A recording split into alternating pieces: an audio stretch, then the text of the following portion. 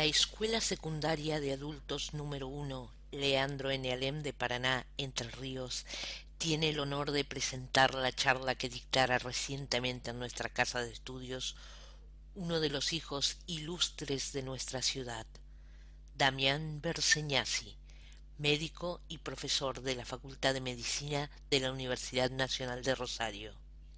En esta disertación, el doctor Berseñasi pondrá de manifiesto el peligro latente que se cierne sobre todos nosotros cuando hablamos de cultivos y la alimentación que diariamente llegan a nuestra mesa. Bueno, muchas gracias al director de la Escuela ALEM, que ha tenido la generosidad de invitarnos a volver a Paraná. Yo nací acá. Hace 20 años me fui a vivir a Rosario para estudiar y bueno, sí me he instalado en esa ciudad, pero tengo todos mis afectos más queridos y mis orígenes en esta ciudad a la que uno siempre vuelve. Y estar en una escuela pública de esta ciudad, que bueno, me enteré recién con mucha sorpresa y alegría que había compañeros también de la escuela Neuquén, que es la escuela donde yo hice toda mi secundaria, es realmente muy emocionante, muy movilizador para uno. La posibilidad de que una escuela pública convoque a repensar lo que nos han enseñado a pensar históricamente desde un lugar y lo haga desde una lógica de amplitud y de respeto a la diversidad, para nosotros es necesario de destacar y de saludar, y también de compartir el compromiso por cuidar este tipo de espacios como el que el rector de la escuela ha estado impulsando junto con su equipo, porque no es muy frecuente, lamentablemente, que nuestras escuelas convoquen a repensar lo que la misma escuela nos ha enseñado a pensar de una manera. Y un poco la idea de esta noche era esa, era poder compartir algunas ideas que no son verdades, son ideas y como tales es necesario que sean puestas en discusión con pasión, porque si no hay pasión la vida no puede seguir su rumbo, pero sin fanatismo, porque los fanatismos no ayudan a nadie ni a entenderse ni a crecer. No se olviden de prender los celulares una vez que termine la charla, eso me olvidé decir al principio. Esto que había puesto para empezar es una foto de Andrés Carrasco, que es un científico argentino que falleció el año pasado, pero que en realidad sigue estando en cada uno de nosotros, y cuando hablo de nosotros hablo de lo que nos animamos a poner en cuestionamiento lo que la misma ciencia dice. Andrés Carrasco fue un científico que, pudiendo estar tranquilo en su laboratorio, alguna vez dijo: yo no puedo, a lo que estoy descubriendo en mi laboratorio, él era embriólogo, estudiaba en embriones, guardármelo para mí o para una revista científica que lo quiera publicar, porque lo que estoy descubriendo explica por qué la gente está padeciendo los problemas de salud que está padeciendo los pueblos que están siendo fumigados. Y contra toda la industria de la ciencia o la tecnología y la ciencia de nuestro país, Andrés Carrasco alzó su voz y no esperó todos los pasos que se esperan comúnmente para que haya una revista científica escrita en inglés, publicado en otro país, para que le publique su trabajo y entonces todos digan que eso es ciencia, y salió a decir en los medios nacionales y a decir a los movimientos sociales que cuando los movimientos sociales, cuando las madres de Bersengo decían que sus hijos nacían con malformaciones y eso tenía que ver con las fumigaciones, no estaban locas, no eran unas paranoicas, sino que estaban diciendo lo que realmente pasaba porque él lo había podido mostrar en su laboratorio. Eso le costó a Andrés ser perseguido, ser maltratado. Sin embargo, Andrés nunca se arrodilló para pedir limosna, y con la entereza de quien sabe cuál es el rol que tiene que cumplir quien se ha formado en la universidad, en la educación pública, trabaja en la universidad pública e hizo un juramento por la salud pública, no se amedrentó y hasta el último día de su vida siguió estudiando cómo poder acercar los conocimientos que generaba en su laboratorio al servicio de la sociedad. Por eso nuestro homenaje a Andrés Carrasco, para poder empezar a hablar de cómo los modelos productivos deben tener nuestra salud.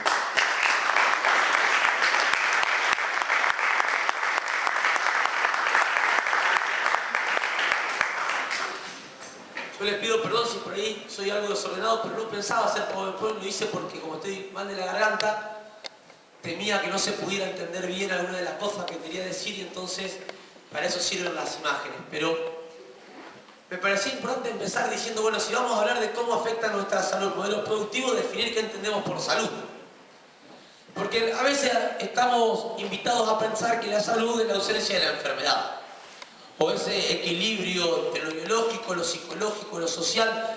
Yo no sé si alguno de ustedes se anima a decir cuál es su parte biológica que no tiene nada que ver con su parte social, que no tiene nada que ver con su parte psicológica. Como si eso pudiese hacerse. Sin embargo, en las escuelas y en las facultades de medicina nos enseñan que la salud es un equilibrio entre lo biológico, lo psicológico y lo social. Como si fueran cosas distintas. Nosotros, y cuando digo nosotros hablo de quienes en la Facultad de Ciencias Médicas de Rosario construimos el espacio de la materia de salud socioambiental, hoy Instituto de Salud Socioambiental, y además estamos trabajando en varios espacios académicos dentro de la facultad. Entendemos que la salud no es un equilibrio. Digo, ¿alguno de ustedes está en este momento en un equilibrio biopsicosocial? Digamos todos los enfermitos. En realidad la salud para nosotros es el ejercicio del derecho a luchar por una vida digna. Quien puede ejercer su derecho a luchar por una vida digna está sano, aunque tenga un poco de azúcar en la sangre, aunque la presión ande por un poco más arriba de lo que dicen los médicos que son las presiones normales.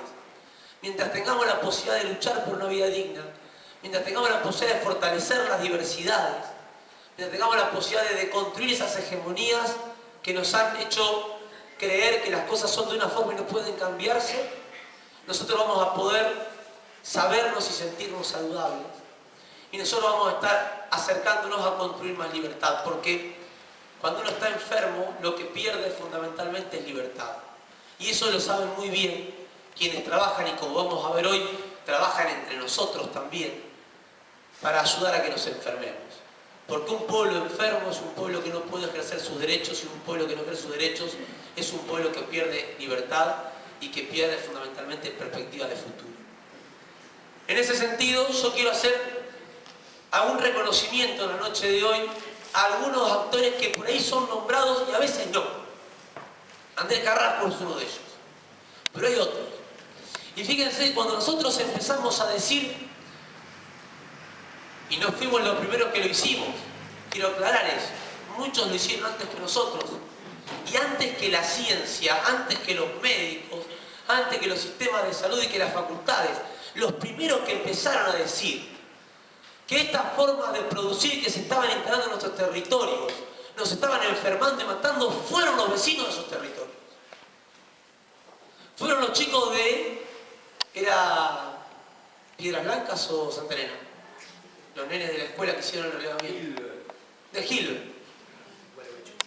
Que hicieron un relevamiento alrededor de sus casas y dijeron, señores, en nuestro pueblo hay mucha gente muriendo de cáncer.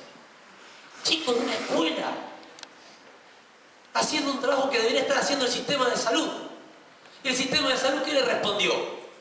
Eso no sirve porque no es científico. Fueron las madres de Barrio Ituzaingó en Córdoba las que dijeron, nuestros hijos se enferman y se mueren por las fumigaciones. ¿Y qué le dijo el sistema de salud? No hay estudios científicos, como que no fuese el sistema que tiene que estudiar esas cosas. Son los vecinos de Santa Fe, de Paren de Fumigar, los vecinos de Entre Ríos, que empezaron a plantear que algo estaba pasando con su cuerpo, con los cuerpos de sus hijos, mucho antes de que la universidad lo dijera, lo estudiase y lo confirmase, mucho antes de que los médicos empezasen a registrarlo y mucho, mucho antes de que la OMS por fin reconociera que efectivamente las sustancias químicas que están tirando en nuestro territorio son cancerígenas. Entonces, cuando nosotros empezamos a decir desde la Facultad de Ciencias Médicas de Rosario, por nuestro trabajo de investigación, por nuestra actividad docente, que llevamos adelante todos los días, que efectivamente en los pueblos donde se estaba fumigando desde hacía 20 años ininterrumpidamente, había más problemas de salud que lo que hay a nivel nacional como media nacional. Lo primero que nos dijeron es, hay que ver qué tipo de epidemiología usan, y eso no tiene mucha fortaleza epidemiológica. Tienen que demostrar que en la sangre de la gente que está enferma está la química que ustedes dicen que los enfermó. Si no, no se puede demostrar que hay una relación de causa-efecto para esas enfermedades. Yo acá quiero hacer un paréntesis. Este señor que está en la foto de atrás, verán que por su aspecto no es muy moderno. Se llama John Snow y vivió en el siglo XIX. Ya hace mucho de eso. Este señor es reconocido como el padre de la epidemiología moderna. En todas las facultades de medicina del mundo se lee John Snow y se dice, alabado Snow, padre de la epidemiología. ¿Y por qué John Snow es el padre de la epidemiología moderna? Porque en el año 1854, cuando en Londres había una epidemia de cólera que estaba matando de cólera a una gran parte de la población, John Snow se puso a averiguar qué podría estar pasando para que la gente se esté muriendo de cólera, pero fundamentalmente, por qué no toda la gente se moría de cólera. Y entonces lo que hizo John Snow en aquel momento fue agarrar un planito de Londres y sobre ese mapita de Londres hacer puntitos en cada una de las manzanas donde había alguien que se estuviese muriendo de cólera o se hubiese muerto de cólera. Y con ese mapita, que no era distinto del mapita de las madres de Ituzaingó o el mapita de los niños entrerrianos, John Snow dijo, a ver, ¿dónde hay más casos y dónde hay menos casos? Y fue a ver dónde había más casos, qué podía estar pasando en ese lugar. Y lo que encontró John Snow es que la gente que estaba enfermando y muriendo de cólera era gente que tomaba agua que llegaba por la cañería. Londres estaba poniendo por primera vez agua corriente. Uno dice, bueno, el agua corriente evita el cólera. Justo en Londres no, porque la bomba de donde salía el agua, que llegaba por el agua corriente a las casas de Londres, algunas casas de Londres, tenía algo que estaba haciendo que la gente que tomaba esa agua se enfermase y se muriese. Y esa fue la conclusión de John Snow. John Snow, como está ahí el dibujito, vio que había una bomba de donde se sacaba agua, que la gente que tomaba el agua que salía de esa bomba se enfermaba y se moría de cólera. ¿Y qué dijo John Snow para ganar el título de padre de la epidemiología moderna? A las autoridades de Londres: señores, no tengo idea qué es lo que hay en esa bomba, pero lo que enferma y mata está ahí, que no saquen más agua de ahí. Yo agradezco que quienes eran autoridades de Londres en aquel momento no hicieron lo que hacen las autoridades de nuestro país hoy con nosotros, con John Snow. Lo agradezco, qué sé yo. Se hubieran muerto mucho más londinenses. A John Snow no le exigieron demostrarnos el agente causal. A John Snow le dijeron, ¿a usted le parece que en esa bomba hay algo? Y él dijo, sí. La cantidad de casos de gente que tomó el agua que sale de esa bomba y que se enfermaron es suficiente para que, aunque no sepamos de qué, dejemos de tomar ese agua. Soy claro con esto. Hoy, más de 160 años después de John Snow, las autoridades sanitarias de nuestras regiones están más atrasados que lo que eran autoridades sanitarias en Londres en 1854. Y fíjense que esto es importante, porque a nosotros hoy se nos exigen pruebas, se nos exigen que mostremos cosas que no se necesitaban en 1850 para demostrar que había cosas que producían enfermedades. Igual no lo hubieran podido demostrar, porque el biberón del cólera recién lo vieron al mismo tiempo que John Snow estaba diciendo cierren la bomba, pero en Italia. Y Jon Snow se enteró que existía el Biberón del cólera 6 años después de haber cerrado la bomba de Londres. Este señor Filippo Pacini vio por primera vez el Biberón del cólera después de que Jon Snow hubiese dicho que algo había en esa bomba. Simplemente para que veamos cómo la ciencia, o lo que se llama ciencia hoy, en realidad, de ciencia tiene cada vez menos. O al menos tiene menos que lo que había en 1854. Este ejercicio que hacía casi de volver para atrás era para poder explicar por qué es válida la información que les comparto ahora. Que tiene que ver con cuáles son las enfermedades prevalentes, o sea, las enfermedades más frecuentes en las localidades, en las 22 localidades en las que hemos nosotros realizado, como bien decía recién el rector, los campamentos sanitarios, que son el dispositivo de evaluación final que tiene que transitar un estudiante en la carrera de medicina de Rosario para tener su título de médico. Un dispositivo que todos los que estamos acá hemos pasado por examen. Un examen uno está acostumbrado que va, se sienta, el profesor le hace un par de preguntas, uno la responde, si responde bien un porcentaje determinado, que cuando somos estudiantes pedimos que sea más chiquito y cuando somos docentes queremos que sea más grande, aprobamos. Y si no, no aprobamos. En el caso de medicina, que es una carrera que se estudia para trabajar con la comunidad, nosotros entendemos que no tiene mucha lógica para evaluar la práctica de un estudiante, hacerlo en una mesa sentado y que hacerle preguntas de cómo hace las cosas. Y si queremos formar un médico que se comprometa con la comunidad, que entienda cuáles son los problemas de la sociedad a partir de que puede vivir ese tipo de problemas con la comunidad, lo que nosotros entendemos que tenemos que hacer como universidad pública, que nos financiamos con el dinero de toda la sociedad, es ir a donde vive la gente que generalmente no tiene acceso rápido al sistema de salud a ver qué es lo que está ocurriendo. Es lo mínimo que puede hacer la universidad pública para acercarse y devolverle a la comunidad lo que la comunidad le da al grupo de privilegiados que podemos acceder en nuestro país a la universidad pública, que es pública, es gratuita, pero que no sigue siendo para todos. Porque lamentablemente en nuestro país es un porcentaje muy pequeño de la población el que sigue pudiendo acceder a la universidad pública. Entonces, como facultad decidimos que nuestros estudiantes no se reciben más haciendo exámenes en una mesa.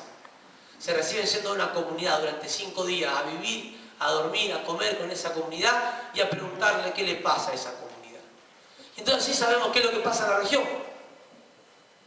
Y así sabemos que en nuestra región los principales problemas de salud que hay, lamentablemente, no coinciden con los principales problemas de salud que hay en el país, según dicen las estadísticas oficiales. Y problemas como el hipotiroidismo, que aparece allí como tercera o cuarta enfermedad crónica más frecuente, problemas como las enfermedades respiratorias y alérgicas, que aparecen como enfermedades más frecuentes, no son en Argentina, en el promedio de la Argentina, las enfermedades más frecuentes. ¿Por qué sí son en estas localidades que nosotros hemos visto? ¿Por qué en estas localidades nosotros vemos que los trastornos neurológicos, las malformaciones congénitas, los cánceres, los abortos espontáneos, los problemas reumatológicos son tan frecuentes? Más incluso que los que hay a nivel nacional. ¿Por qué vemos que nuestros niños, en estos pueblos donde no hay McDonald's, entre un 25 y un 35% tienen obesidad y sobrepeso? Empezamos a preguntarnos qué tienen en común estos pueblos, aparte de ser pueblos de menos de 10.000 habitantes. Para poder entender esto, que quien fuera decano de la Facultad de Medicina de La Matanza y hoy es viceministro de Salud de la Nación, para grata sorpresa de muchos de nosotros fue convocado por el actual ministro para ser viceministro de Salud de la Nación, que es Mario Rovere, cuando dice que ya hay evidencia epidemiológica, o sea, ya existe trabajo científico que demuestra que las enfermedades crónicas no pueden ser atribuidas al envejecimiento de la población, porque no, lo que pasa es que hay más hipertensos, más diabéticos porque vivimos más. Entonces, como llegamos más a viejos, nos enfermamos de estas cosas. No, señor. Ya hay investigaciones científicas que demuestran que no tienen que ver con que vivimos más. Tienen que ver, como dice ahí, con los elementos ambientales que afectan la biología.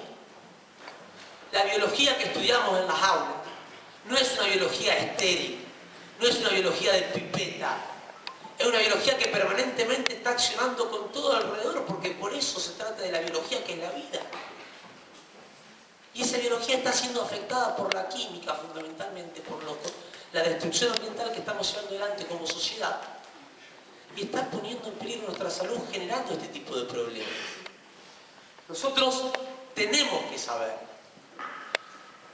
y esto es importante que lo sepamos todos, fundamentalmente los que no son médicos y médicas, porque si no, queda como que los únicos que pueden hablar de salud son los médicos y las médicas, ni los enfermeros. Y es importante que todos sepamos estas cosas, que hoy, en el siglo XXI, no se puede hablar más de causa y efecto en enfermedades y en salud. No nos pueden seguir exigiendo que demostremos la causa de este problema, porque no hay una sola causa. O alguno de los que está acá, levante la mano aquel que alguna vez tuvo un dolor de cabeza. En la Neuquén, cuando yo iba a levantar la mano, era levantar la mano, no era bajarla acá chiquita, ¿no? Digo, cuando nos duele la cabeza, ¿es por una sola causa que nos duele la cabeza? Solo porque tengo que estudiar para rendir con el doctor, con el profe Bedino, ahí sí me duele la cabeza, si no, no. O solo porque mi novia me está taladrando la cabeza, ahí me duele la cabeza, si no, no. Claro, sí, sabía que era eso en el auditorio. No, resulta que en realidad a ninguno de nosotros cuando nos duele la cabeza nos duele por una sola cosa, porque no hay nada que nos pase por una sola cosa. Lo que nos pasa porque vivimos y vivimos en contacto con muchas cuestiones.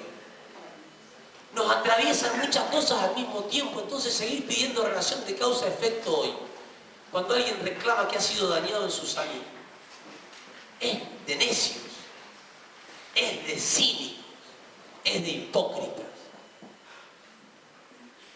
es de cómplices. Por eso nosotros estamos convocando a que entre todos asumamos la necesidad de poner en discusión el saber científico que hasta hoy se ha construido. Los registros que tenemos de los problemas de salud que tiene la población en nuestro país son insuficientes. Primero, porque en general los médicos no fuimos formados para saber cuán importante es registrar. Entonces, ¿para qué andar completando planillas? Están ahí a ley y hago más rápido. Resulta que todos nos morimos de paro cardiorrespiratorio. ¡Ah, qué sorpresa! Como que puede haber algún muerto de que el corazón le siga funcionando. Pero es más fácil poner paro cardiorrespiratorio en el certificado de función que poner realmente todos los problemas que tenía la persona que se murió. Porque no vas a hacer que después alguien me llame para que vaya a explicar por qué puse lo que puse. Y ese es un primer problema que tenemos, que en nuestra facultad estamos intentando revertir, dándole a nuestros estudiantes en su proceso de formación de la práctica final una importancia superlativa del problema del sistema de registros. El segundo problema es que mucha gente no va al sistema de salud. En los campamentos sanitarios nosotros vimos que entre 4 y 6 de cada 10 habitantes de esos pueblos no resolvían sus problemas de salud en el pueblo. O no iban a ningún lado o se iban a otro pueblo. Por lo tanto, lo que está anotado como registro en esos pueblos es solamente de menos de la mitad de la gente. Y entonces, hay que reconocer que los registros oficiales son insuficientes. No estamos diciendo que alguien los toqueteó, No estamos diciendo que pasó acá como en Tucumán, que de un día para otro no hubo más desnutridos porque cambiaron la forma de registrar los desnutridos y prohibieron que se registren desnutridos. No, estamos diciendo que aún con buenas intenciones mucha gente no llega al sistema y entonces no se resuelve. Como el subregistro es muy común, nosotros salimos a buscar qué pasaba en los pueblos que quedan en el área de influencia de nuestra facultad. Y cuando preguntábamos por los cánceres nuevos que aparecían, nos encontramos que si agarramos como referencia cuántos casos nuevos de cáncer hubo en Argentina en el año 2008.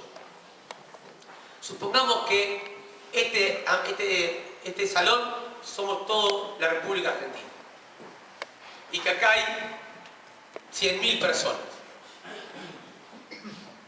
En el 2008, cada 100.000 personas, 206 personas fueron diagnosticadas de cáncer en Argentina.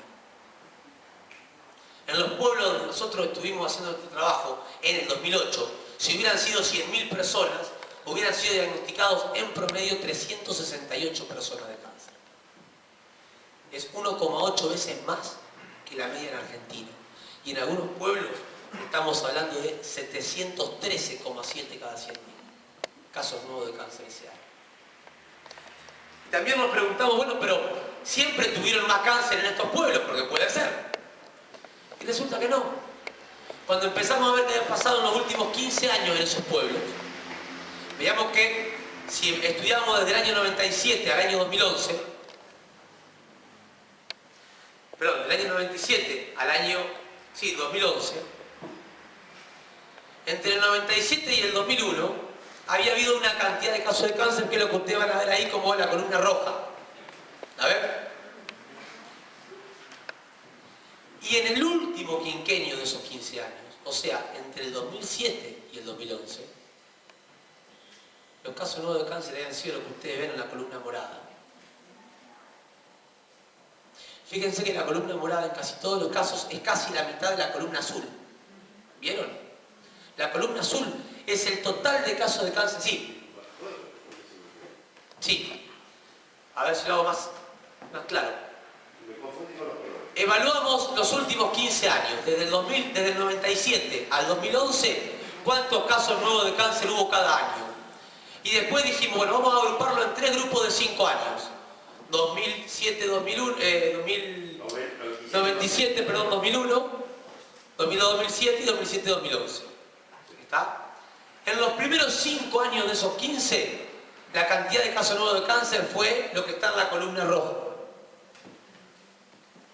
La segunda columna de cada grupo. Y en los últimos 5 de los 15 años, los casos nuevos de cáncer que hubo fueron los de la columna violeta. Que en general es la mitad de la columna azul. La columna azul son todos los casos de cáncer que hubo en total en 15 años. O sea, en nada más que 5 años se produjeron casi el 50% de todos los cánceres de los últimos 15 años. ¿Qué pasó? Perdón. ¿Qué pasó en estos pueblos en ese periodo de tiempo? Eso fue lo que nos preguntamos nosotros. ¿Por qué en todos los pueblos pasa más o menos lo mismo y el gráfico es igual? Entonces, vamos a decir, bueno, pero ¿es lo único de esto? No. Las causas de fallecimiento en esos pueblos, fíjense, la primera causa de fallecimiento es el cáncer. Y en Argentina la primera causa de fallecimiento son las enfermedades cardiovasculares, no el cáncer. Otra diferencia con lo que pasa a nivel nacional. Bueno, ¿qué tienen en común estos pueblos? Nos seguíamos preguntando.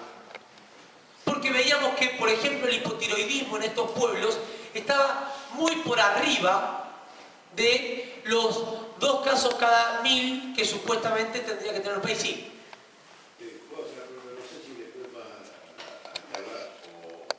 Sí, después vamos a hacer preguntas, pero dale. Hubo cuando empezaste, algo que me interesa a mí es saber qué tiempo de incidencia todas estas cuestiones hacen aparecer el cáncer. Ahora vamos a charlar de eso. Porque hay lugares donde a partir de cuándo se empezó a sembrar o a tirar glifosato, por ejemplo. No sé todavía eso, pero ya vamos a llegar. Sí, pero por ejemplo, porque comentaba ya tu padre, bueno, los títulos como el año pasado, 2 cánceres por día. Sí, eso leí en los estudios oficiales. Entonces, para saber si aparece a partir de día o el día. Bueno, yo de Gualeguaychú no hicimos trabajo ahí.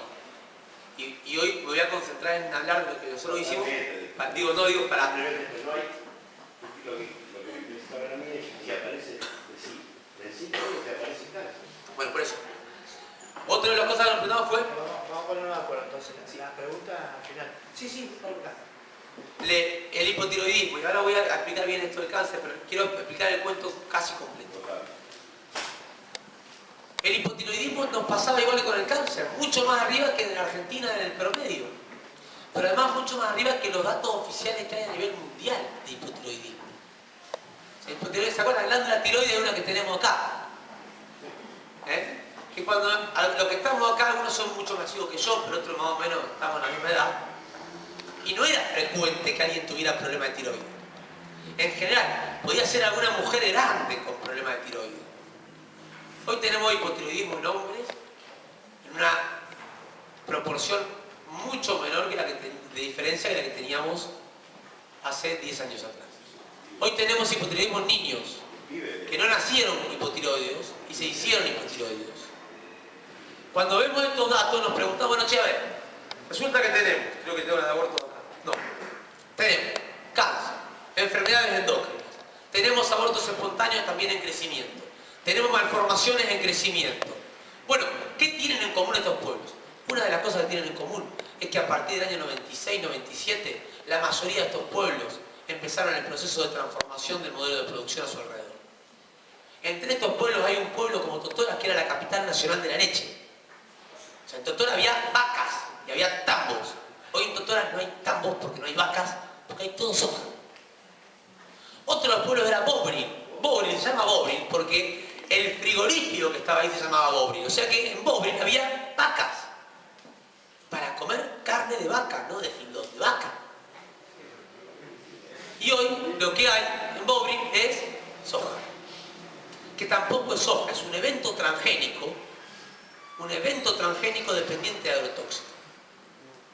Vamos a llamar las cosas por su nombre, porque también parte de los procesos de colonización y de daño de nuestra salud empiezan con la apropiación de nuestro lenguaje. Entonces, yo digo, la Emilia, en provincia de Buenos Aires, era el lugar donde se producían las autopartes para el país.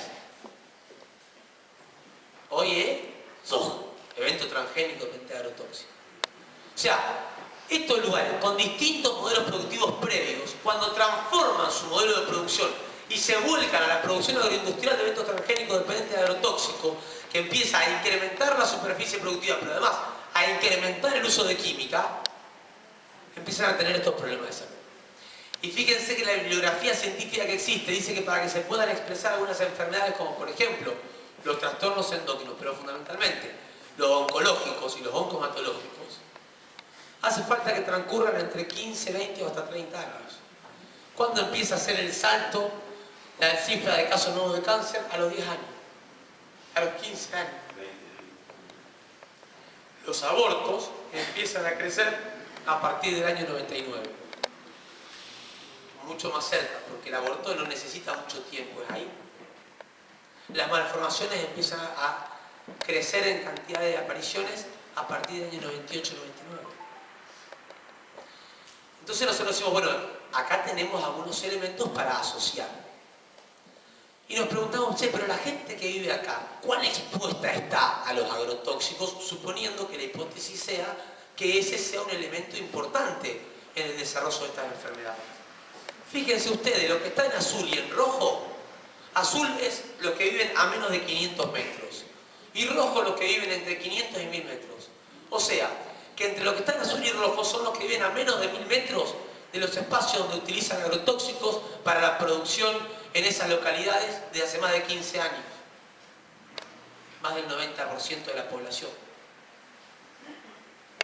Entonces uno puede empezar a pensar, no digo que una cosa es por la otra, porque acabo de decir que no existen las causalidades lineales, pero puede empezar a pensar que quizás esa exposición permanente, continua, indiscriminada a una sustancia que en la etiqueta del envase dice que puede provocar reacciones alérgicas, problemas respiratorios, alguna alteración endocrina, pueda tener que ver con que estamos encontrando reacciones alérgicas, problemas respiratorios, trastornos endócrinos. Nos faltaba el tema de los abortos, las malformaciones y los cánceres. Y cuando nos fuimos a buscar alguna bibliografía, resulta que encontramos trabajos científicos que permitieron que el Consejo Directivo de la Facultad de Ciencias Médicas de Rosario, las facultades, las universidades tienen consejo directivo como órgano de gobierno, donde hay estudiantes, docentes, no docentes y graduados, y entre todos definimos democráticamente la línea política de la facultad por unanimidad, o sea, todos los estudiantes representados, todos los docentes de todos los grupos políticos partidarios, todos los graduados y los no docentes, acordamos que nuestra facultad tenía la obligación de decir, y lo dijimos, que existen pruebas científicas concluyentes acerca de los daños que a la salud de los ecosistemas y de los seres humanos provocan los modelos productivos que se están instalando en nuestros países. Por lo que es inaceptable la excusa de los responsables políticos que se escudan en la supuesta debilidad de la ciencia en lugar de aplicar el principio precautorio. El 16 de febrero del año 2012, nuestra facultad aprueba esta resolución para darle a los movimientos sociales y a los vecinos y vecinas afectadas por los modelos de producción un documento oficial aprobados por la Facultad de Ciencias Médicas, para que ellos no tengan que seguir diciendo a mí me parece que, sino que puedan decir, mira, yo no sé qué pasa, pero la Facultad de Ciencias Médicas de Rosario dice que acá está pasando esto. Eso entendemos que es poner la facultad al servicio del pueblo. ¿Se entendió?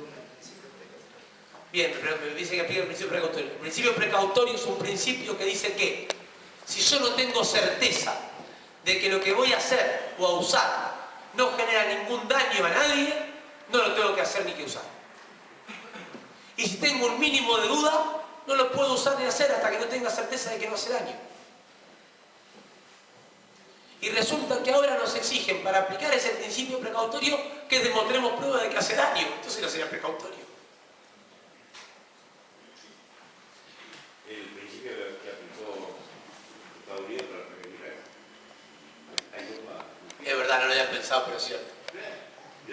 A eso le funciona, a nosotros no. Claro, si aplicaron lo mismo, prohíben el impuesto. Digo, y entonces me parecía importante, explicando esto, de qué es lo que vemos que pasa en nuestra región, qué es lo que vemos que pasa con la salud de todos nosotros, porque nosotros vivimos en esta región. No es que porque vivimos en Paraná no nos pasa nada con la fumigación. Ah, no, porque estamos lejos de los campos acá.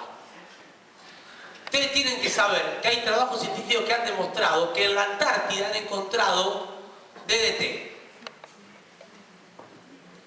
Yo no conozco ninguna producción agropecuaria en la Antártida.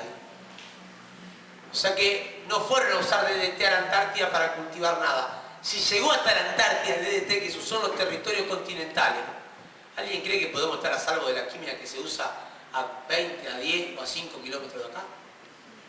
De hecho, hay trabajos que han demostrado restos, se marcó con una sustancia, una química que se tiró en un lugar, y encontraron la sustancia marcada a 35 kilómetros de ese lugar. La deriva, las microgotitas de la química que se tiró en un lugar, llegó 35 kilómetros más lejos gracias a los vientos y a la presión atmosférica. ¿De qué nos están hablando? Ahora nosotros nos empezamos a preguntar entonces, dijimos, bueno, pero pará, como no creemos que hay una causa y un efecto, dijimos, esto es un punto importante, la química que nos tiran es un punto importante. Ahora, ¿puede ser lo único? No. Claro, no puede ser. Hay otras cosas. Esto tiene un peso superlativo, pero hay otras cosas. Y empezamos a buscar.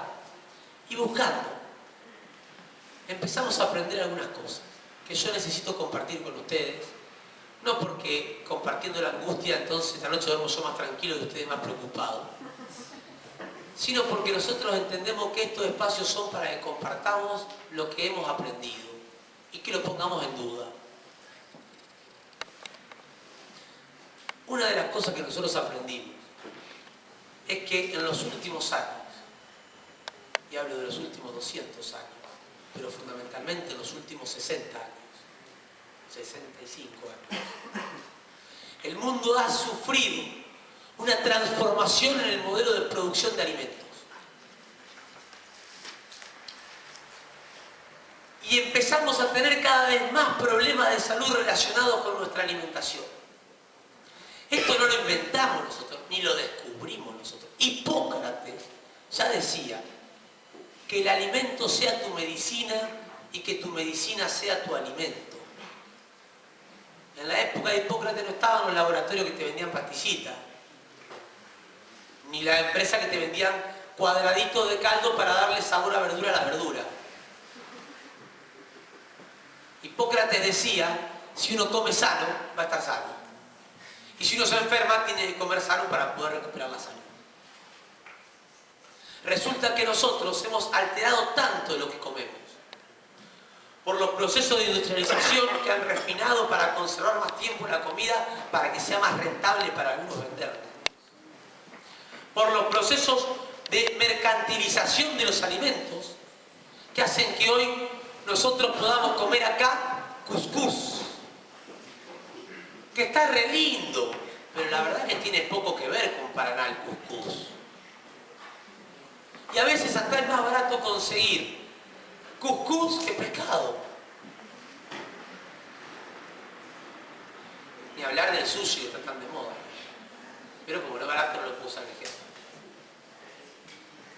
Digo, nos han alterado, nos han transformado, nos han robado nuestra cultura alimentaria. Nos han transformado la cultura alimentaria. Han hecho que perdamos la idea de lo que es un alimento y confundamos alimento con comida. Y creamos que comida es igual que alimento y es igual que cualquier cosa que podamos meter en el organismo para llenar la panza. Y tener la sensación de saciedad. Y eso ha tenido que ver con una necesidad del mercado que ha destruido nuestras tradiciones. Destruido nuestras tradiciones, entre otras cosas, con discursos muy bonitos. Y yo acá voy a decir algo que sé que va a generar polémica. Pero cuando a nosotros como sociedad se nos empezó a plantear que era necesario que garantizásemos la igualdad de género, se usaron mecanismos muy perversos para hacernos enfermar. Fíjense ustedes. Se nos dijo que hay que reivindicar la igualdad de género. Y entonces, el primer grito de la lucha feminista fue Virginia Slim fumando cigarrillos en Londres. Las mujeres tenían que ser iguales a los hombres, así que tenían que tener derecho a fumar. Y se nos vendió como que eso era un logro de la humanidad. Que las mujeres que venían zafando de los cánceres de pulmón ahora también podían pasar a tener cáncer de pulmón. Pero era ser igual a los hombres. Miren cómo se redujo una cuestión trascendental para la humanidad como el respeto a la diversidad y el cuidado hacia el otro, que va mucho más allá que una cuestión de género, a si varones y mujeres fumamos igual o no.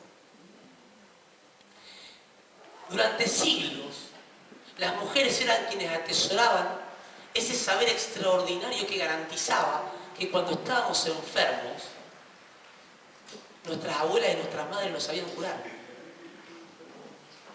Porque eran nuestras abuelas y nuestras madres las que tenían la información, el saber de qué ir a buscar, qué cocinarnos, qué no cocinarnos, para que estemos mejor. En los últimos 60 años, con el discurso de la igualdad de género, lo que se garantizó fue la destrucción de ese extraordinario saber que atesoraban nuestras mujeres y nuestras madres y abuelas, que era cómo garantizar la alimentación de nuestra familia. Y esto no es la mujer a la cocina, no, que se entienda bien. Esto es, quizás hubiera sido fantástico que como estrategia para la igualdad de género hubiésemos trabajado en el compartir los saberes entre hombres y mujeres respecto a cómo alimentarnos. Pero no se hizo eso. Se dijo que salgan de la cocina las mujeres y que no quede nadie en la cocina. Para eso estaba Walmart. Para eso iba a estar Monsanto.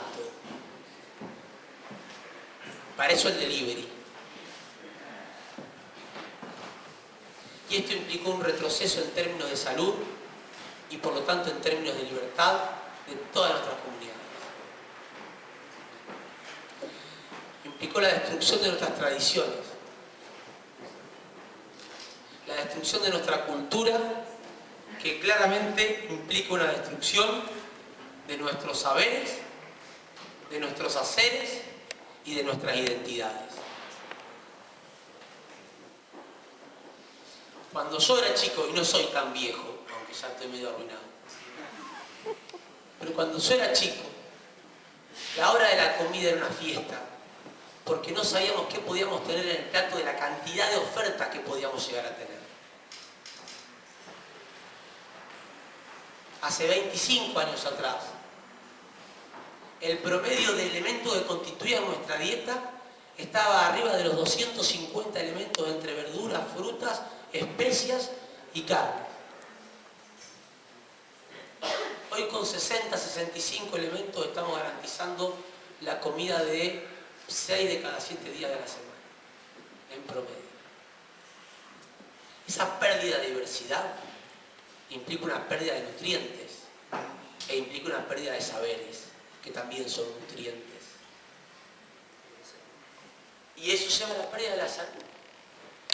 Voy a entrar rápido en algunas controversias, porque me parece que está bueno generar discusión. Lo hacía cuando estaba en tercer grado, no lo voy a hacer ahora que estoy un poco más grande.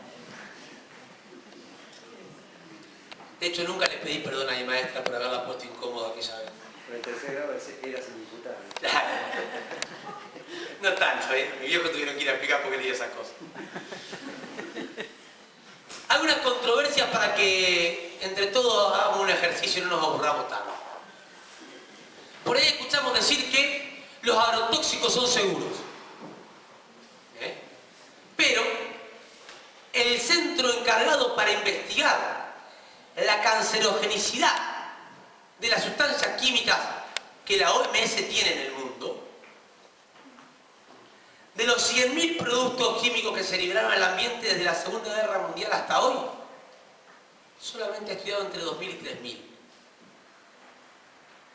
No voy a ponerme en el detalle de que 2.000 y 3.000 no son lo mismo.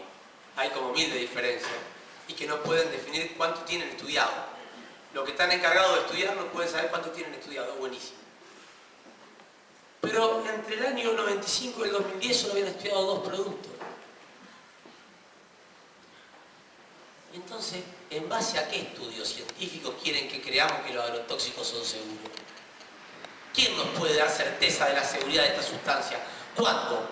Hasta marzo de este año, los defensores del modelo de producción agroindustrial de eventos transgénicos de pente agrotóxico decían, la OMS dice que el glifosato, que es lo que más se usa, no hace nada, es como el agua bendita. Vos podés tomarte un vasito de glifosato todos los días de la mañana y no te pasa nada, dijo el ministro de Ciencia y Tecnología de nuestro país, que evidentemente toma glifosato porque así le quedó el cerebro.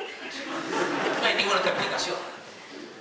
No hay ninguna otra explicación para que alguien que viene de la ciencia y la tecnología, si lo hace en serio, pueda decir semejante barbaridad. Lo cierto es que él no se animó a tomarlo en público cuando le dijeron, tómelo, señor. Porque ojalá que se haya tomado la dosis a la mañana, entonces no sé. Digo, ¿quién nos puede dar seguridad? ¿Quién puede decir que son seguros? Si de 100.000 hay 98.000 que no están estudiados y que se usan.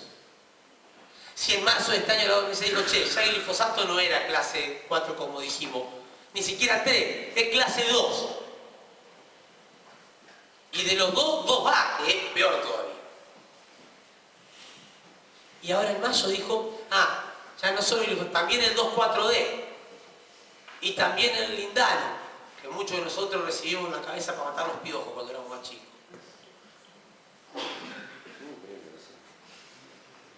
Digo, resulta que el DDT, que a nadie se le ocurre usar en ningún lado porque va de retro DDT, está en el mismo lugar de clasificación que el glifosato, el 2,4-D, el endosulfán y el lindano, que son cosas que se usan en nuestros territorios.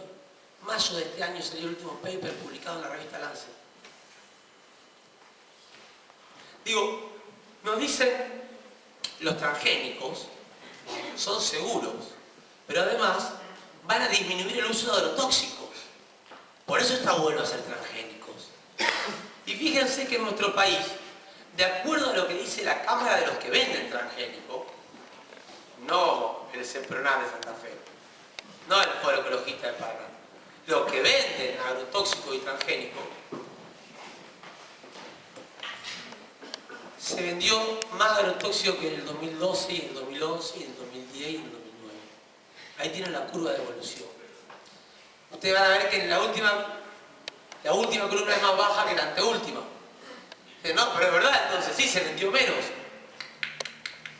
No.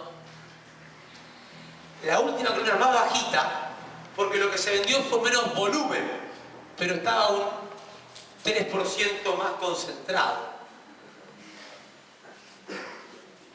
Soy claro con esto.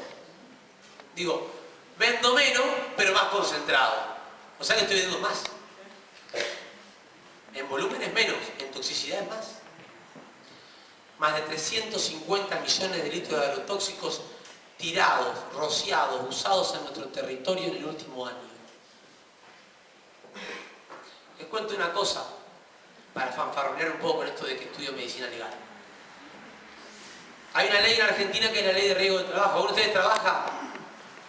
Sí. ¿Quién tiene RT de lo que trabaja? Deberían tenerla todos los que trabajan.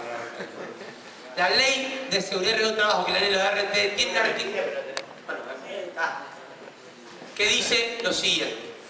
Para aquellas personas que trabajan en contacto con sustancias tóxicas, la ART y el empleador tienen la obligación de, primero, garantizar que tengan todas las medidas de seguridad cuando usan los tóxicos. O sea, nadie puede usar tóxicos si no tiene las medidas de seguridad. Pero para los que usan medidas de seguridad, porque si no, no entran en la ART, ¿está? Cada 6 meses hay que hacer un estudio de sangre para ver cómo andan, si están contaminados o no. ¿Cómo esto? O sea, aún con medidas de seguridad hay que estudiarlo cada 6 meses para ver cuán contaminados están. Sí. Y a la gente que está todos los días expuesta a la química, que usan esos trabajadores que se protegen bien, ¿quién la protege? ¿Quién la estudia? ¿Quién la analiza? En nuestro país se escucha decir muchas veces que el problema de los venenos no es el veneno en sí, sino que es la dosis. ¿No escucharon eso de que la dosis hace el veneno? Porque un RAID es tan dañino como el glifosato. Entonces, ¿qué me vienen a decir que no use glifosato si usan RAID en su casa? Yo creo que no hay que usar RAID tampoco en casa. Pero no es lo mismo 300 millones de litros de glifosato que una botellita de RAID. Pero amén de esto, yo quiero hacer una tercera reivindicación. Reivindicamos a Carrasco, a Jon Snow, y quiero reivindicar a otro señor, más viejo que Jon Snow, como verán. No encontramos fotos en el YouTube. No, en el Facebook de la foto. Este señor es Paracelso. Paracelso vivió entre 1493 y 1541. Y en ese periodo de tiempo, entre 1493 y 1591, Paracelso efectivamente dijo, Paracelso que era un alquimista, se dedicaba a mezclar piedras con minerales, con algunos menjunjes que hacía de algunas hierbas, y con eso, bueno, iba probando, iba aprendiendo. Paracelso dijo, en realidad, en 1493 a 1541, nada es veneno y todo es veneno. Lo que hace el veneno es la dosis. Paracelso hablaba de esas sustancias que él podía obtener de la naturaleza y del intercambio en su laboratorio, que no son los laboratorios que tenemos hoy, sino que habrá sido la mesada de su casa, la mezcla de algunos jugos, de algunas verduras, de algunos árboles o de algunas plantas y minerales. Porque entre 1493 y 1541 no había sustancias derivadas del petróleo. No había química derivada del petróleo ni plástica en nuestros territorios, ni en el mundo. En ese momento, cuando todo era más natural, Paracelso dijo, nada es veneno, todo es veneno, la dosis hace veneno. Lo que también dijo Paracelso, y los que usan esa frase de el veneno lo hace la dosis, así que no es problema del glifosato o el 2,4-D, el problema es cuánto usan, se olvidaron de leer una parte de Paracelso. Porque Paracelso dijo, antes de decir la dosis hace el veneno, que nada que es bueno puede ser llevado a cabo por métodos que no son naturales. Y yo me pregunto, porque soy muy preguntón, ¿es natural en un laboratorio sacarle el gen a un animal y metérselo a una planta para ver si con eso lo hago más resistente a una sustancia química que no es natural porque deriva del petróleo? ¿Es natural jugar en un laboratorio a ser Dios, creando especies, cambiando en una cuestión de años o de meses la estructura biológica de nuestro sistema y de nuestro ecosistema? Porque es real que los seres humanos domesticamos el maíz en 15.000 años. La variable tiempo es importante para la adaptación. Digo esto para reivindicar al pobre Paracelso, que está manoseado en los últimos tiempos, ¿no? Con esto de la dosis hace el veneno. Otra cosa que se dice, que los transgénicos vienen a resolver el hambre del mundo, porque el mundo tiene hambre. Y el que está en contra de los transgénicos Es un jodido que quiere que los pobres se mueran de hambre. Y está en contra de lo transgénico porque tiene la panza llena y plata para pagar comida. Y eso nos dicen. Hace poco vino un español a querer vendernos el cuento de que se podía comer cualquier cosa y que era todo igual. No nos dijeron que le pagaba a Monsanto y que después lo contrató el Ministerio de Agricultura de la Nación como asesor privilegiado.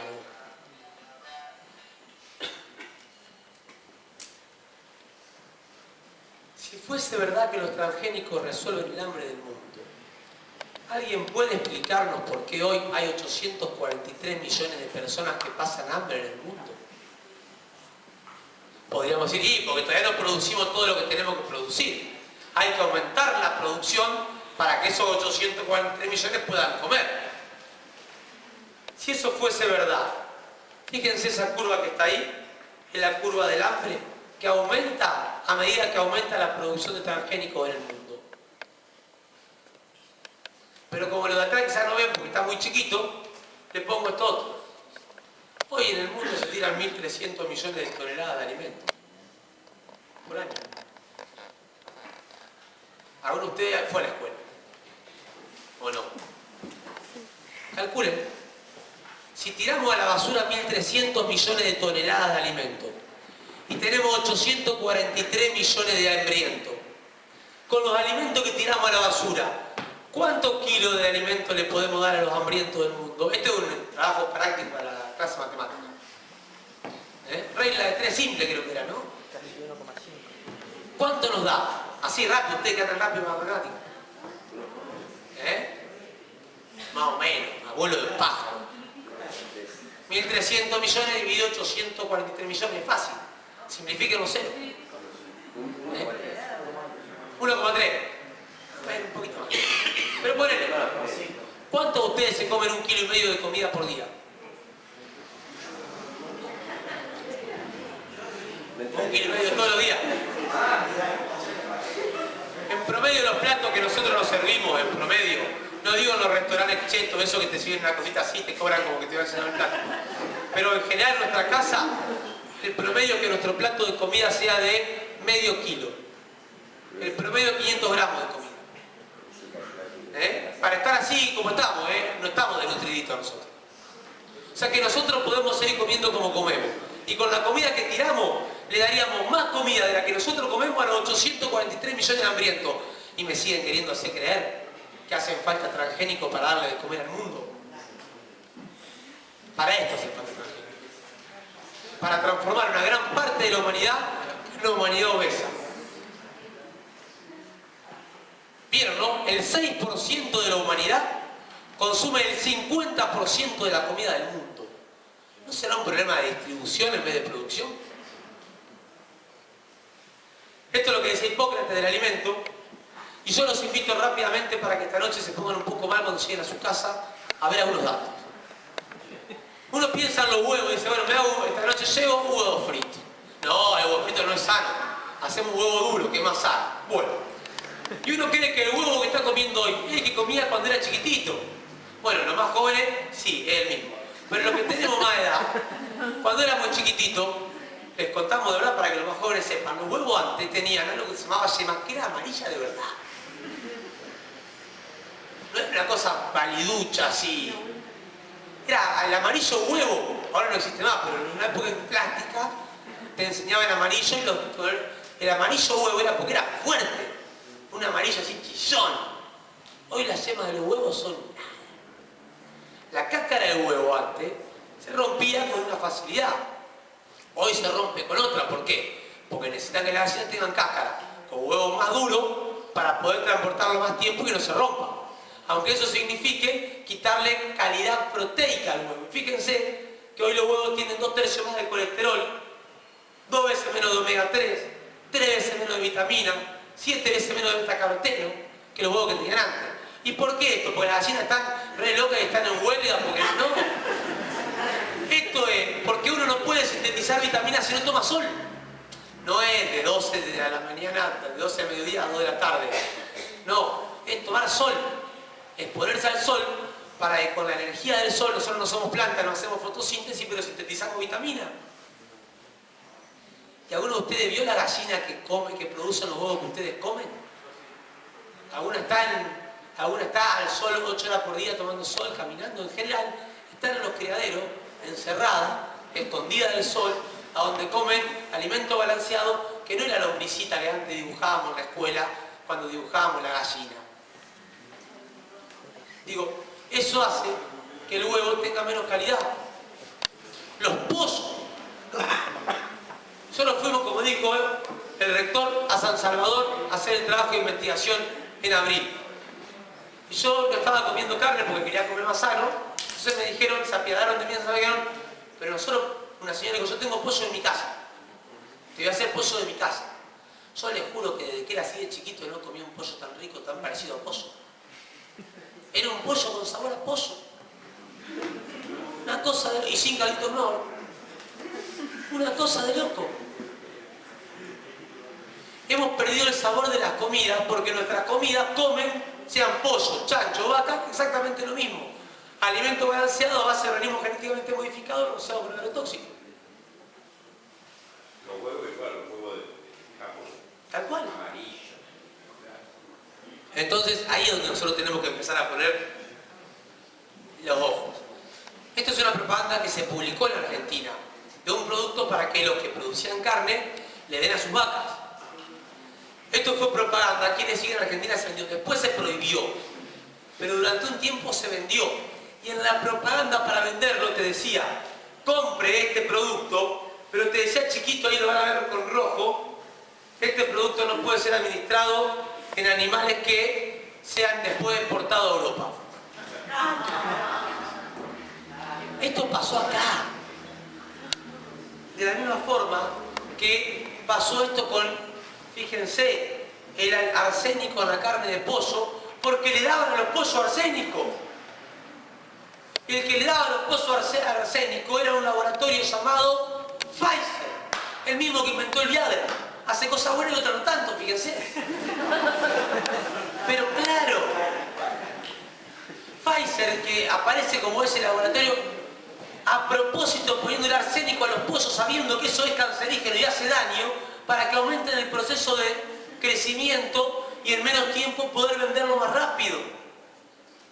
Y eso la FDA, tan impoluta, lo sabía y lo aceptó. El antibiótico que se le da a los animales para que cuando están comiendo y haciendo sus necesidades en el mismo lugar donde comen, porque están todos amontonados ahí, no se infecten, también tiene como objetivo alterarle la flora bacteriana en los sistemas digestivos de esos animales para que entonces no puedan hacer los procesos de metabolización y de incorporación de nutrientes como lo hacen habitualmente, y lo que hagan sea engordar, generando grasa en menor tiempo. Porque al que vende el animal lo que le conviene es que esté gordo, no que la carne sea de calidad proteica. Y entonces le damos antibiótico que entre otras cosas implica para el mundo, en Alemania, 784 toneladas de antibióticos por año para producir alimento nada más. Y para el mundo, 16.600 millones de dólares para combatir la resistencia a los antibióticos de las bacterias. O sea, le metemos tanto antibiótico al mundo por los animales en la comida y porque a los médicos nos encanta recetar antibióticos. Pues me duele la garganta, toma amoxicilina. Y si un médico no te da amoxicilina, no me va a dar amoxicilina. Porque nos trabajaron la cabeza, nos colonizaron nuestras prácticas, colonizaron nuestros saberes. Y esos antibióticos generan que las bacterias se hagan más fuertes. Entonces, para la próxima vez que nos enfermamos ya no tenemos la bacteria de virucha que teníamos antes.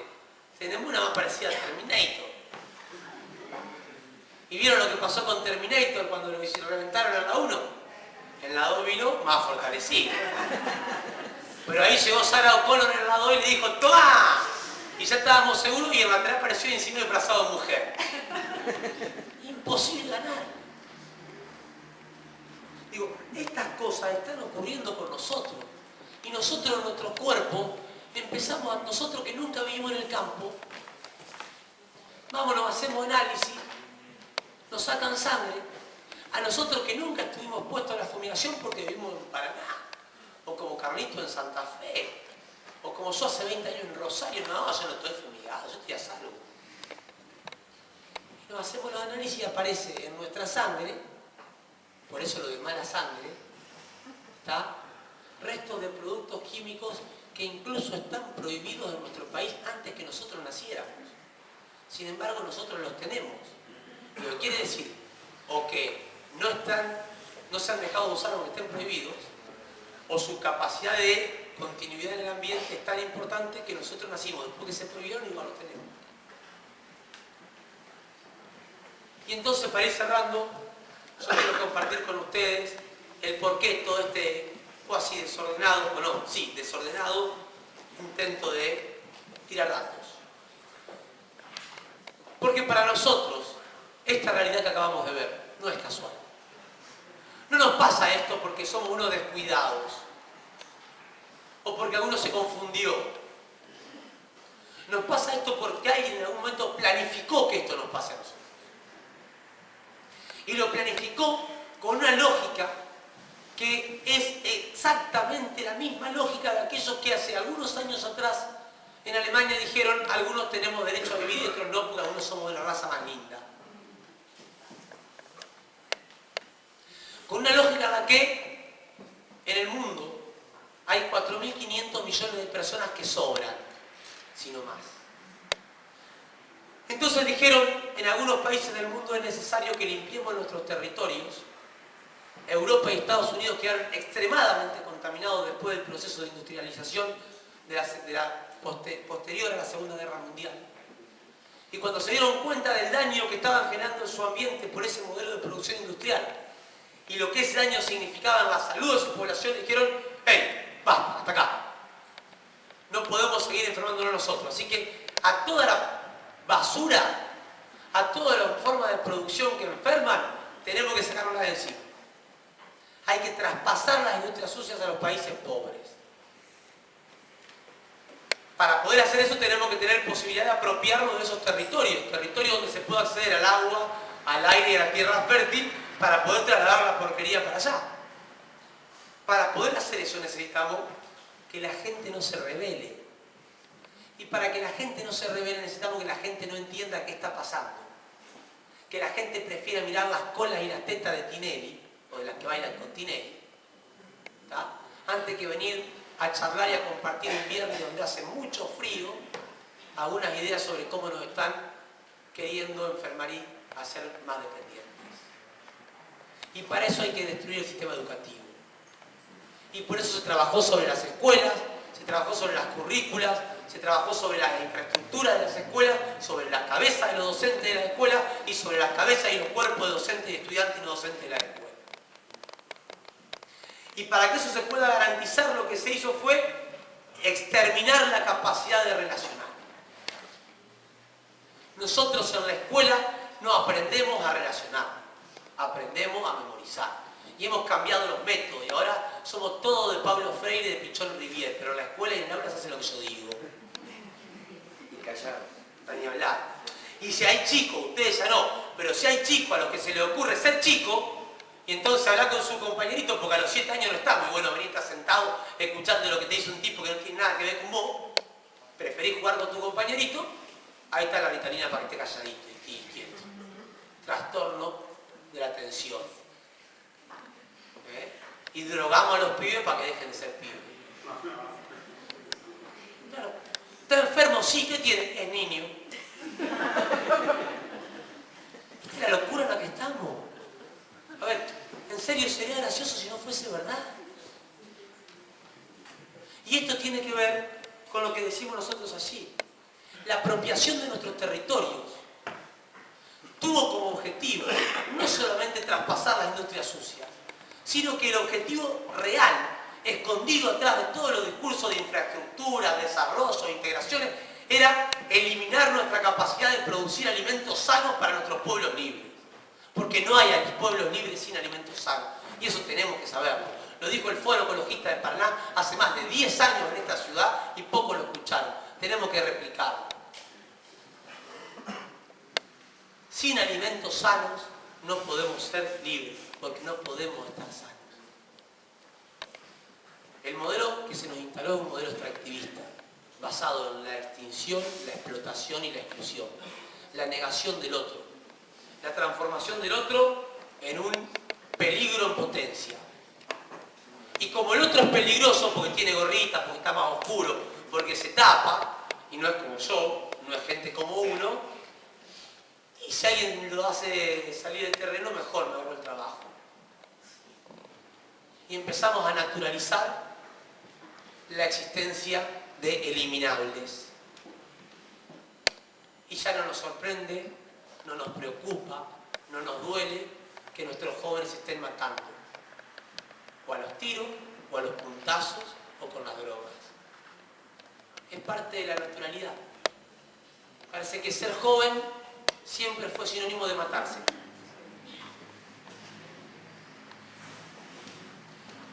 Estas son recortes de diario para que vean que no estoy en una fase paranoica en mi vida, puedo estarlo, pero no con esto. Este es el recorte de diario de Paraná, de esta ciudad, pasó delante de todos nosotros esta noticia en el año 92, que anunciaba el traspaso de la industria sucia de los países del tercer mundo como parte de la política del Banco Mundial. ¿Y por qué el Banco Mundial decía que había que pasar la industria sucia? Porque, entre otras cosas, en nuestros países nos enfermamos y morimos de otras cosas antes. Entonces no nos vamos a enterar que nos estamos enfermando y muriendo por la contaminación. Además, se lo voy a leer para que están atrás que no pueden verlo, dice, la preocupación, dice acá, una cantidad dada de contaminación dañina para la salud debería ser realizada en el país con el costo más bajo, que es el país de menores salarios.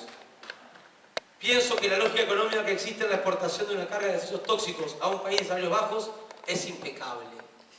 Eso dice el documento del Banco Mundial firmado por Lawrence Summers en el año 91, en el que dice que el Banco Mundial tiene que financiar el traspaso de industria sucia a los países del tercer mundo. ¿Cuáles son las industrias sucias que vienen para este lado? La agroindustria. La agroindustria que, en palabras del Premio Nobel de Economía del año 2005, iba a ser la rama de la economía más afectada por el calentamiento global que ya era inminente. La agroindustria que Europa en el 99, 3 años después de que acá se autorizaron los transgénicos, dependientes de agrotóxicos, dijo, nos sacamos de encima y va para Latinoamérica y Europa Oriental. Porque en Europa Occidental solo producimos aceite de oliva, queso francés y todas cosas orgánicas y ricas y saludables. La agroindustria que Europa en el 2004 ratificaba que no quería en Europa, porque en Europa ya en el 2004 decían que le iban a dar plata a los agricultores que produjeran alimentos de calidad y no de cantidad. Porque además de embellecer el paisaje y cuidar el medio ambiente, los agricultores, la agroecología garantiza la preservación de la identidad cultural. La agroindustria que no produce alimentos, produce commodities y reemplaza los territorios donde antes se producían alimentos por territorios para producir commodities. O sea que es lo mismo producir eventos transgénicos que reventar la cordillera con cianuro para poder sacar los metales de la minería a cielo abierto, o reventar nuestro subsuelo con el fracking para terminar de destruir lo que queda en nuestros territorios y en el caso del territorio del acuífero guaraní. También commodity, poder aclarar. Commodity. Para hacerlo sencillo, es algo que solo tiene valor en una bolsa de mercados. Digo, la semilla, los eventos transgénicos, soja, maíz, que se vende como commodity, o sea, es una unidad de economía que te permite hacer negocios en las bolsas. Y se basa en ¿qué? En la extracción de nuestros bienes comunes y la transformación de nuestro territorio en algo mensurable, en una cosa. Lo que era nuestro territorio, lo que era nuestra geografía, lo que era nuestra montaña, nuestro agua, nuestra tierra, nuestro nutriente, ahora es una cosa que se compra y se vende. Más o menos. Digo, no es más alimento. No producimos alrededor de nuestra ciudad de las chacras con los alimentos para que comamos los que vivimos en las ciudades. Entonces hoy, para comer limones, tenemos que comprar los limones que vienen de Tucumán, cuando Entre Ríos era la capital nacional del citrus. Esto es una cosa de loco. Es una cosa de loco. Y fíjense, esto que está acá atrás, he escuchado que la gente puede llegar a depender de nosotros para obtener sus alimentos. Se supone que esta no es una buena noticia, pero para mí sí lo es. Porque antes que hacer cualquier cosa, la gente tiene que comer. Y si se busca una forma de lograr que la gente dependa de uno y coopere con uno, me parece que la dependencia alimentaria es fantástica. ¿Quién dijo esto? ¿Quién fue el asesino que dijo esto? Hubert Humphrey en 1957, cuando era senador de los Estados Unidos, antes de ser vicepresidente de los Estados Unidos, entre 1965 y 1969. Entre el 65 y el 69, este señor que dijo eso fue vicepresidente de Estados Unidos.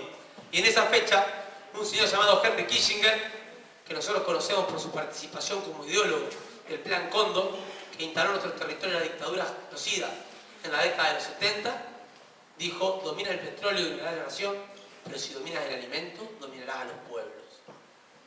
Qué casualidad, ¿no? Justo Humphrey era vicepresidente de Estados Unidos cuando este señor, que planificaba el avance de la dictadura en nuestro territorio, que fueron la punta de lanza para la enajenación de nuestro territorio, la destrucción de nuestro sistema educativo y la pérdida de los vínculos que nos dan la confianza para poder relacionar, decía estas cosas.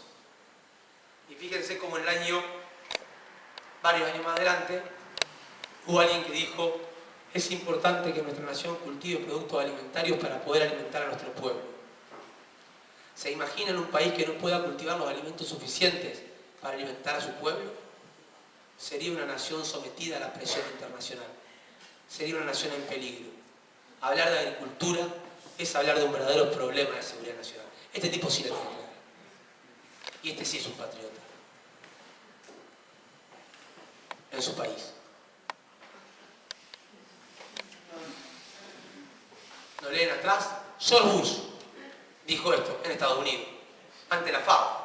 No pensaba en Argentina, pensaba en Estados Unidos. Estaba diciendo: Estados Unidos tiene que producir alimentos para el norteamericano. El resto del mundo, como dijo Humphrey, como dijo Kissinger, a estar sometidos a la presión internacional, porque no le van a poner a comer a su pueblo. Entonces ahí, ya terminando, nosotros nos preguntamos, en esos contextos, ¿qué ciencia necesitamos? ¿Para qué queremos hacer ciencia? ¿Para quién estamos construyendo ciencia en las universidades públicas y en los sistemas de la ciencia y la tecnología de nuestro país? Nosotros creemos que es necesario empezar a trabajar en una lógica que abandone la discusión de la bioética y empiece a pensar en la biopolítica. Una política que empiece a pensarse para la vida y no para el negocio, no para el mercado, no para las presiones y los intereses espurios de algunos que solamente ven en sus compatriotas a votos. Es la política que tenemos que construir. Y por eso agradecemos a la Escuela LEP, que nos ha invitado, nos ha dado la excusa para poder ver a nuestra familia además este fin de semana, lo que nos ha invitado a compartir con ustedes esta noche algunas de estas ideas, que no son más que eso, algunas ideas, puestas acá, expuestas acá para ser debatidas, para ser refutadas con otras ideas que deberán generar más necesidad de estudio. Yo le digo a los estudiantes con los que trabajo en Rosario, cuando termino el primer seminario, porque después pierde el efecto, una vez que termino el seminario donde hablo de estas cosas, les digo: bueno, y ahora no crean ni una palabra de todo lo que he dicho.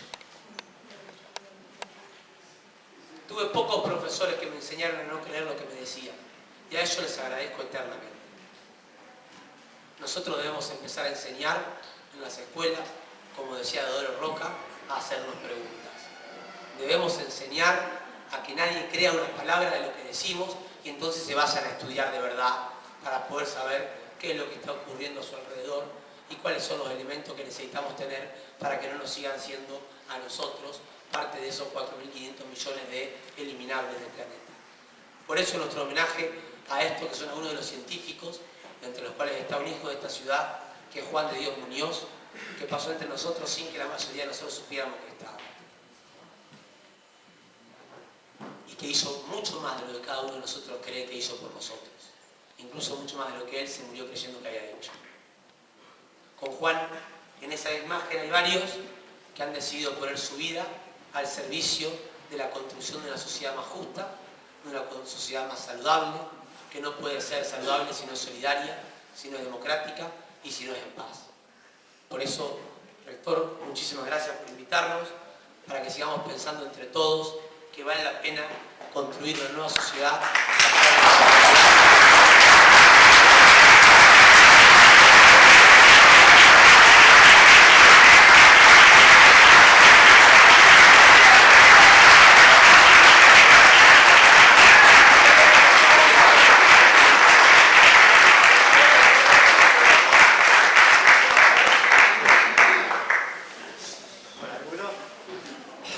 Algunos nos quedaríamos un largo rato, pero bueno.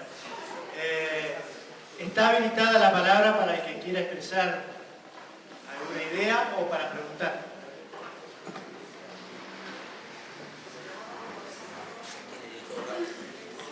Sí, quiero. ¿Acepta ahí, chica?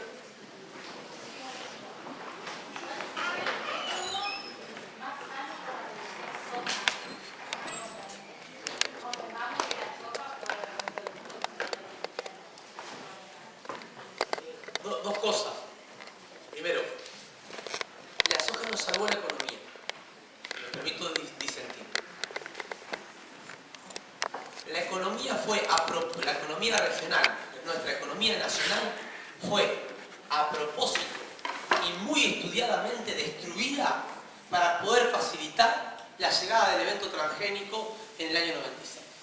El proceso de destrucción de las economías regionales empezó en la década del 70 con la dictadura militar y se afianzó durante la década del 90 con el objetivo de que nosotros, cuando estemos en plena crisis económica, cuando veamos que no podemos producir más animales, no podemos producir más cereales, no podemos producir más comida porque nos fundimos, porque no dan los números, porque el gobierno tiene política de Estado que hace que no nos den los números, política de Estado impuesta por el Poder Económico Mundial, el gobierno que instala política de Estado a pedido del Poder Económico Mundial para que no nos den los números para producir alimentos, nos dice, bueno, a los que se salvaron hasta ahora les ofrecemos este evento transgénico que les va a resolver el problema.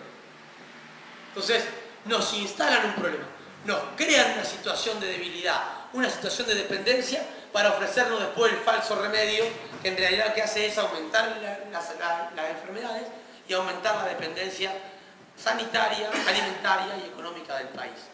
La alternativa, yo soy médico y si bien los médicos tenemos la tendencia a querer hablar de todo porque no hay nadie que sepa más que nosotros, voy a intentar no hacerlo esta noche. No soy ingeniero agrónomo y no soy productor, pero sé que hay ingenieros agrónomos y que hay productores que están produciendo alimentos que le dan mejores rindes en cuanto a volumen de producción por hectárea, sin química, sin dañar el territorio, que además tiene en el mercado de la economía mejor rédito económico. Argentina es el principal exportador del mundo de comida orgánica. Es una cosa de loco. Somos el país que más comida orgánica exporta. O sea que se puede producir orgánico y saludable. La agroecología como herramienta de producción, como estructura no solo de producción, sino cultural de un pueblo, puede resolver el problema de la alimentación sin necesidad de echar mano al commodity de la agroindustria. Entonces, la pregunta que está buena para poder charlar estas cosas, a mí yo me permito hacerla al revés. ¿Cuándo vamos a tomar la decisión de exigir política que estimule la producción de alimentos saludables, que es lo que nosotros necesitamos? No necesitamos commodity para venderle al mundo el commodity a valores del precio de Chicago. Necesitamos alimentos saludables para que los paranaenses, para que los siguienses, para que los victorienses, para que los santafesinos, para que los rosarinos, para que los que vienen en Gualeguaychú puedan comer alimentos sanos y estar sanos y como sanos ejercer su derecho a una vida digna. Entonces me parece que por ahí podríamos empezar a buscar. Mientras tanto, como de un día para otro esto no se cambia, debería haber políticas de Estado que así como estimularon la producción de feedlot, porque al principio el feedlot no era rentable, y el gobierno subsidió el productor de feedlot, y al principio la soja transgénica no era rentable, y el gobierno subsidió la soja transgénica, ¿está? Que empiece a subsidiar la agroecología, que con los excedentes de la renta del commodity actual, subsidie la agroecología para los procesos de transformación, que no se dan quizás en los tiempos que uno quisiera. pero que necesitan ser para que nosotros podamos seguir siendo. Sí, ¿qué tal? Yo desde el año 2010 estoy notando, digamos, que por los cielos paranaenses y en algunos casos rosarinos y de Buenos Aires, circulan unos aviones dejando una estela de como una nube blanca larga detrás de ellos. Y en algunos casos he visto que en una hora determinada del día, en días determinados con una cierta condición ambiental, han pasado hasta 5 aviones por hora. Generalmente cerca de la tardecita. En tu caso, como estudioso de este tema ecológico, ¿están haciendo algún tipo de estudio sobre lo que dejan esos aviones detrás? No, nosotros de los ¿Qué es lo que cae en la lluvia después que esos aviones pasaron? Nosotros no hemos iniciado líneas de investigación sobre chemtrails, que es a lo que te referís, porque la verdad que somos muy poquitos y nos hemos abocado fundamentalmente al tema de los procesos agroindustriales y el hidrofracking. Pero claramente es un tema que hay que estudiar. Y quizás acá haya gente que sepa, yo no sé y trato de no hablar de las cosas que no sé para ser respetuoso. Sí, es una preocupación, ojo, es una preocupación que también tengo. Los chemtrails son estos aviones que dejan esa estela, que hay quienes dicen que tiran algunas partículas que tienen que ver con aluminio o con mezcla de metales, hay quienes dicen que son químicos, o cloruro de plata. Digo, hay una cantidad de líneas. Cloruro de plata es un concentrador de humedad que produce acumulación de agua en la nube y estimula la precipitación. Sí. Yo quería hacer una aclaración respecto a eso de que estamos en Paraná y estamos lejos de los lugares donde se siembra. Estamos muy cerca de los lugares donde se siembra. Yo sabía acá, los bordes de Paraná, todos los bordes de Paraná están todos separados. Y en todos los bordes tiran, hay contaminaciones de escuelas que están pegadas. Acá no van a Paraná. Y en ese lugar están tirando. Yo lo usé muchas veces el recurso de la ironía, capaz que no se notaba, y de la caricatura como idea de exagerar algún rasgo de algo como para que llame la atención y de esa forma captar la atención de una historia tan grande. Pero no solamente que sí, que tenés razón, sino que en Entre Ríos nació el movimiento de Paren de fumigar las escuelas, que ahora también está extendiendo a otras provincias. Y acá en Paraná yo he tenido la posibilidad de ver imágenes de niños que nacen con malformaciones en el Hospital San Roque y que han sido gestados y han nacido a menos de 10 kilómetros de la ciudad. Falta recorrer salir, no sobre la zona esta de yendo para la Convención, más allá donde está el parque municipal, y la otra zona el vivero, y en la otra zona que haya más fuerza. No salís por eso. Como para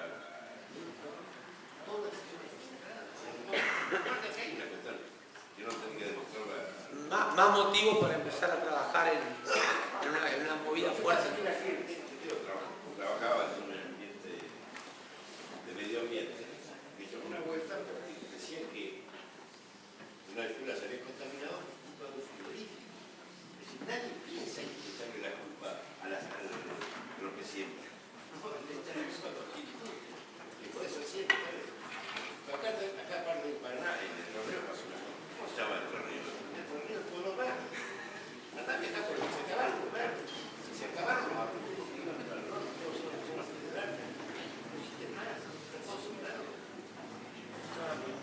Sí. ¿Votas en contra del examen de ingreso de la Facultad de Medicina? Sí. ¿Por qué? Me preguntan si estoy en contra del examen de ingreso a la Facultad de Medicina. La respuesta es sí. Estoy en contra de todo sistema de restricción al acceso a la educación pública. Estoy en contra de todo sistema que privilegia la educación como un bien de consumo y no como un derecho. Estoy en contra de todas las estrategias que se puedan generar para aumentar la segregación y la elitización en nuestro país. La universidad pública es pública si tiene la garantía de que todos pueden ingresar. La universidad pública es pública si forma a los ciudadanos en valores para que sean profesionales comprometidos con la sociedad. Y no se puede, desde mi punto de vista, formar en valores de la equidad, en valores de la solidaridad, en valores del cuidado por el otro, si para poder acceder a ese proceso de formación tenés que sortear mecanismos de restricción elitista que están pensados desde la lógica economicista del consenso de Bolonia y no de la lógica de defensa del derecho a la salud y la educación pública. Por eso estoy en contra y defiendo, desde diría Fito Páez, más tierna edad a la educación y la salud pública. Por eso me formé en la Escuela Belgrano, seguí en la Escuela Neuquén, me fui a la universidad pública a estudiar en Rosario y toda mi formación ha sido siempre en la universidad pública. Y todos mis trabajos han sido en la universidad pública. Yo no lo dije al principio porque la presentación había sido muy larga, pero mi único sueldo es el sueldo que me da la universidad pública. Y yo creo que está bueno que uno diga estas cosas al principio. Uno tiene que saber quién le paga a su interlocutor, porque la independencia de ideas depende de la independencia económica. No hay pueblo independiente si es dependiente económicamente, no hay científico independiente si es dependiente económicamente, no hay docente independiente si es dependiente económicamente de algún tipo de poder. Por eso la importancia de los gremios docentes como estrategia y como herramienta de construcción de ciudadanía para garantizar la independencia de los trabajadores. Por eso la importancia, desde mi punto de vista, que tiene la organización estudiantil para poder construir más independencia de las aulas y por eso la defensa de la educación pública, que es la única que puede garantizar formar en valores de verdad y no en los valores del mercado.